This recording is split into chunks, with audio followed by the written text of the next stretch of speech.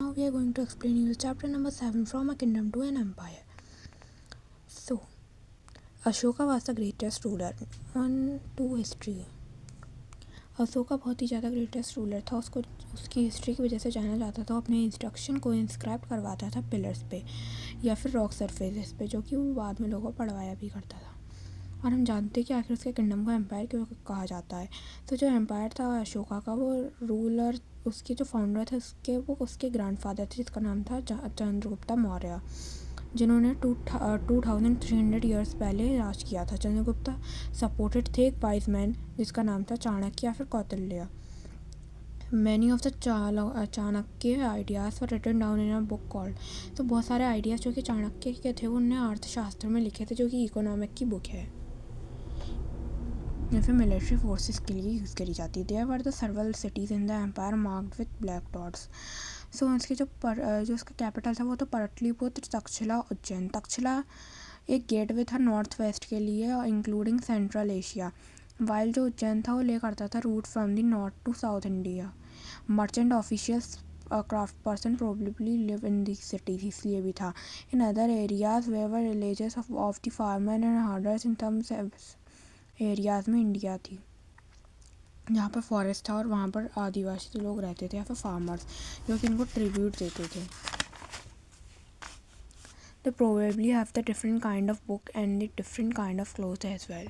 तो वहाँ के लोग अलग अलग तरह के कपड़े और खाना खाते थे. जो एम्पायर था वो किंगडम से कैसे अलग होते हैं. जो एम्परर्स होते हैं वो ज़्यादा रिसोर्सेज चाहते हैं किंग से, क्योंकि उनके एम्पायर बड़े होते हैं किंगडम से. उनको प्रोटेक्टेड करना होता है बड़ी आर्मी से, और उनको बहुत ही लार्ज नंबर ऑफ ऑफिशियल की भी ज़रूरत होती है जिससे वो कलेक्ट कर सकें taxes. Ruling the empire. Empire was so large, different part were rule differently. Empire बहुत बड़े होते थे, इसलिए different part of the empire अलग अलग तरीके से रूल करे जाते थे.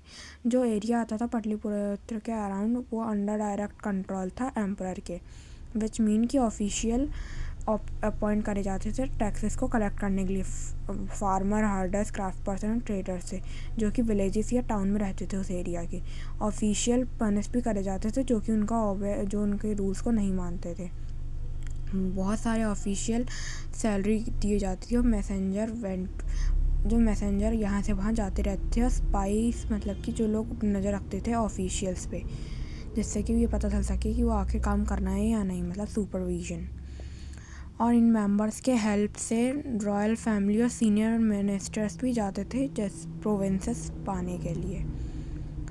Each of these rule from the provincial capital such as Takshashila या फिर उज्जैन. और ये सारे अंडर कंट्रोल थे तक्षशिला या उज्जैन के.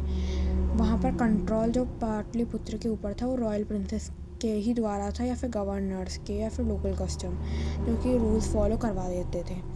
वहाँ पर बहुत बड़े बड़े एरियाज़ हुआ करते थे. उन सेंचुरीज़ में मौर्य थे वो ट्राई करते रहते थे कि वो रिवर और रोड्स कंट्रोल करें, जिससे कि वहाँ से जो भी ट्रेडर मर्चेंट निकले वो उनकी सेफ्टी के लिए उनसे गिफ्ट्स या फिर ट्रिब्यूट्स लिए इसके बदले.